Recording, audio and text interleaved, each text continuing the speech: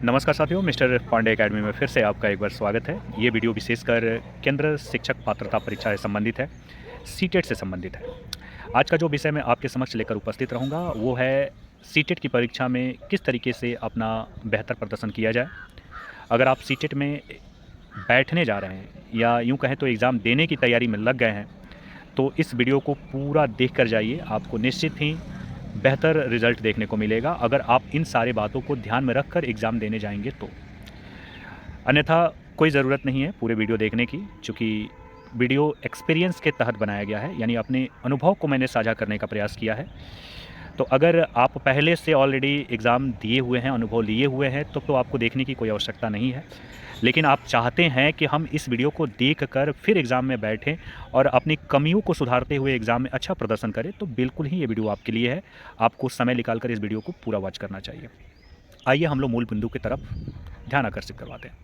पहला बिंदु मैं आपको स्पष्ट तरीके से बता दूं कि एग्ज़ाम देते समय नर्वस तो नहीं होना है। नर्वस बिल्कुल नहीं होना है।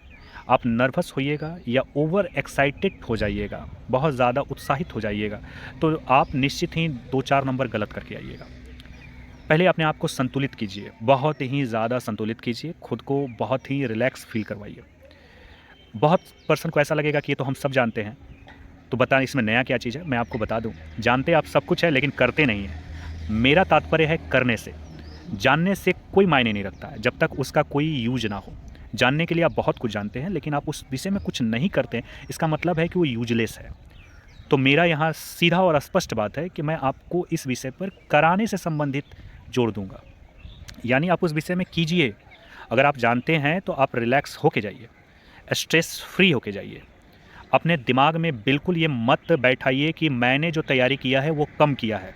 मैं आपको बता दूं, मैं अपने एक्सपीरियंस को बता रहा हूं कि मैं हमेशा इस बात को सोचता था कि मैं हमेशा कम तैयारी करता था। मुझे ऐसा फ़ील होता है कि मैं तैयारी कम किया, मैं क्वालिफ़ाई नहीं कर पाऊँगा। और मैं आपको बता दूँ, मैं हमेशा बेहतर तैयारी करके जाता था। लेकिन जो एक मानसिक दबाव रहता था, उस दबाव को मैं झेल नहीं पाता था। उस दबाव से मैं लड़ नहीं सकता था। उस दबाव से मैं बाहर नहीं निकल पाया। अब परिणाम स्वरूप ये हुआ कि मैं सीटेट में करीबन 2 बार मैं फ़ेल कर गया। मेरे पास प्रदर्शन अच्छे थे, अनुभव अच्छे थे, जानकारी अच्छा था। लेकिन जब उस परफॉर्मेंस को करने की बारी आई, तो मैं वहाँ फ्लॉप हो गया।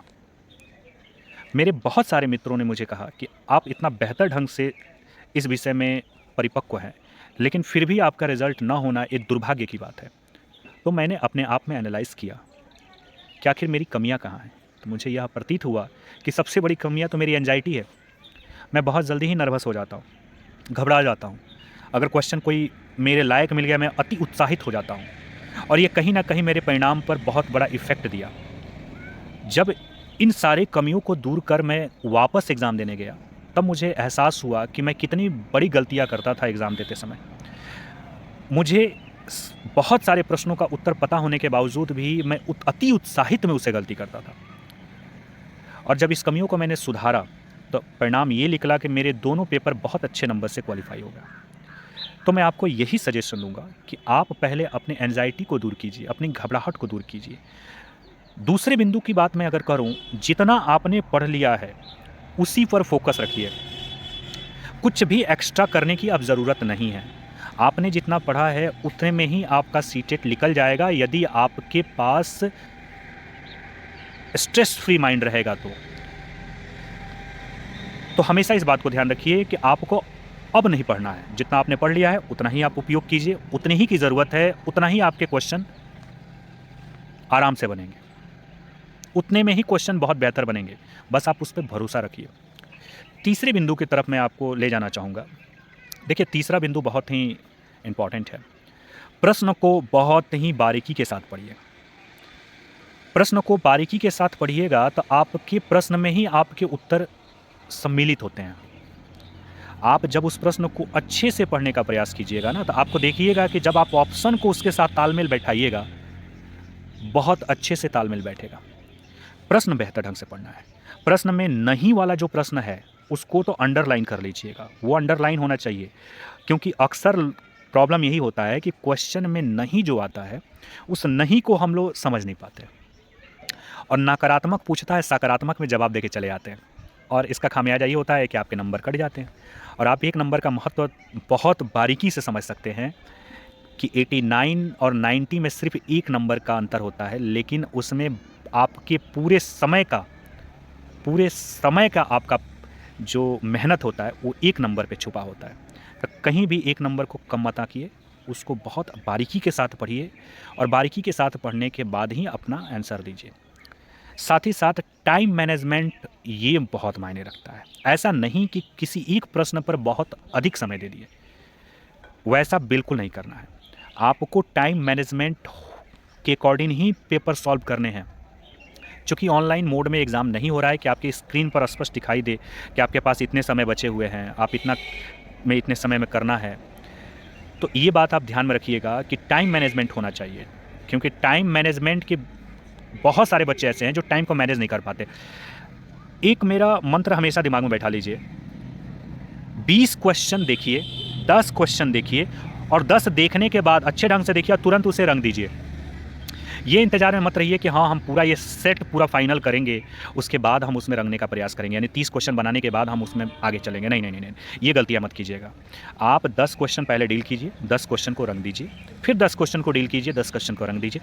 यदि किसी क्वेश्चन में आपको लगता है कि इसमें मुझे एक बार और पढ़ना चाहिए, तो उस क्वेश्चन को आप गोल घेर दीजिए और उस सेक्शन छोड़ने से पहले उस क्वेश्चन पर एक बार नज़र फेर कर उसका सही उत्तर देकर गोला करके फिर आगे बढ़िए, अन्यथा मत बढ़िए। गोला करके ही आगे बढ़िए। आपको नहीं समझ में आता है, जो समझ में आता है उसे टिक लगाइए, क्योंकि नेगेटिव मार्क्स तो है नहीं, तो आपको घबराने की भी ज़रूरत नहीं है। लेकिन क्वेश्चन को सही से पढ़ने के उपरांत ही आंसर पे टिक लगाइए। और ध्यान ये ज़रूर रखिएगा कि हमने जो आंसर बुकलेट में जो टिक किया है वही आंसर सीट वाले में ही हम गोला करेंगे। कभी कभी ऐसा होता है कि आपने बी ऑप्शन सेलेक्ट किया है, आपने गोला ए सेक्शन में कर दिया, यानी ए कर दिया, तो आपके एक नंबर इसी तरह चलेगा। आप ये छोटी छोटी गलतियों से अपना 2 से 5, 7 नंबर तक घटा लेते हैं।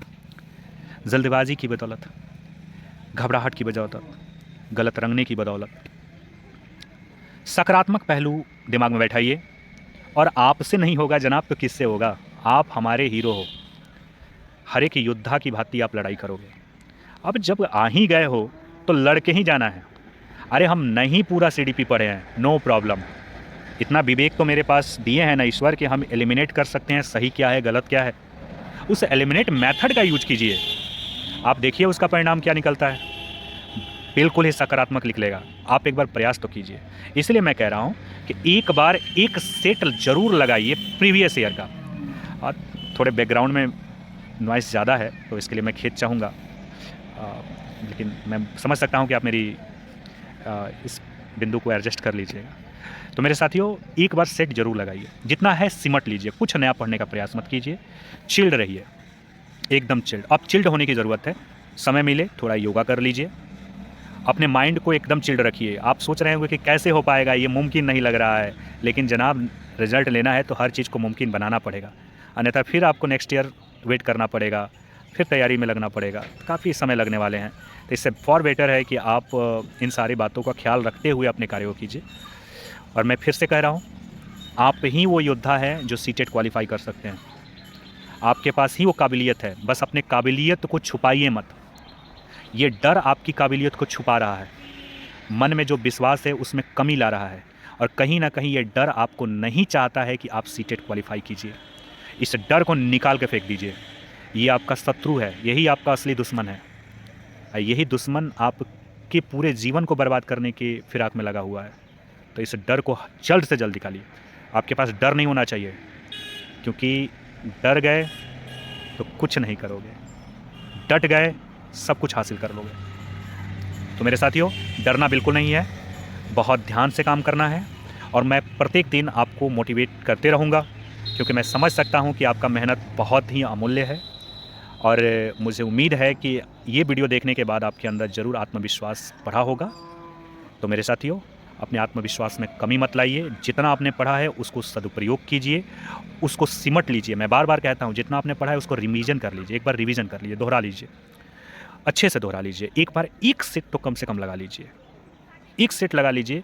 अगर आपका नंबर मान लीजिए कि 85 ही आया तो निराश नहीं होना है, आप उत्साहित होइए क्योंकि आप 85 लाए हैं तो निश्चित ही वहाँ जाने के बाद आप 10 नंबर बढ़ा के आइएगा, क्योंकि इस प्रेशर को आप हैंडल करना सीख जाइएगा। आपको पता चल जाएगा कि इस 85 में क्या कमियां थी जिस वजह से आया है, उसको सुधार लीजिए, क्योंकि आपके पास समय रहेगा, एक दिन का समय रहेगा पर्याप्त रूप से, तो ऐसे समय का प्रयोग करना है, कुछ भी नया नहीं सीखना है। प्रीवियस ईयर कोई एक सेट उठाइए जिस सेट को आपने पहले कभी नहीं मारा है, उस सेट को आप मारिए। और डेमोलाइज तो बिल्कुल नहीं होना है, क्योंकि मैं आपको बता रहा हूँ अपनी कहानी। मैं इसी तरह एक सेट मार के गया था और उसमें मेरा आया था कितना, आप सोच सकते हैं, मैं जनरल से हूँ, मेरा 81 आया था। 9 नंबर का डिफरेंस था मेरे में, लेकिन मेरे अंदर आत्मविश्वास इतना ज़्यादा था कि जब मैं पेपर देकर आया तो आप समझ सकते हैं, मैं उससे एक ही बार 25 नंबर हम गेन करके एक्स्ट्रा आए थे, यानी 25 नंबर मेरा एक्स्ट्रा गेन हुआ था। तो आप अपने आप को कम मत आंकिए। आपके अंदर अगर आत्मविश्वास रहेगा ना तो क्वेश्चन आपसे डरेगा। आपको क्वेश्चन से डरने की ज़रूरत नहीं है, बस अपने आत्मविश्वास को बनाए रखिए। और सीटेट कोई बहुत बड़ा पहाड़ नहीं है, बस आपका सोच बुलंद होना चाहिए, वो अपने आप छोटा लगने लगेगा। मिलते हैं फिर नेक्स्ट मोटिवेशन के साथ, तब तक बने रहिए मिस्टर पांडे एकेडमी के साथ और अपना प्यार और विश्वास इस चैनल पर बनाए रखिए। मिलते हैं फिर, जय हिंद।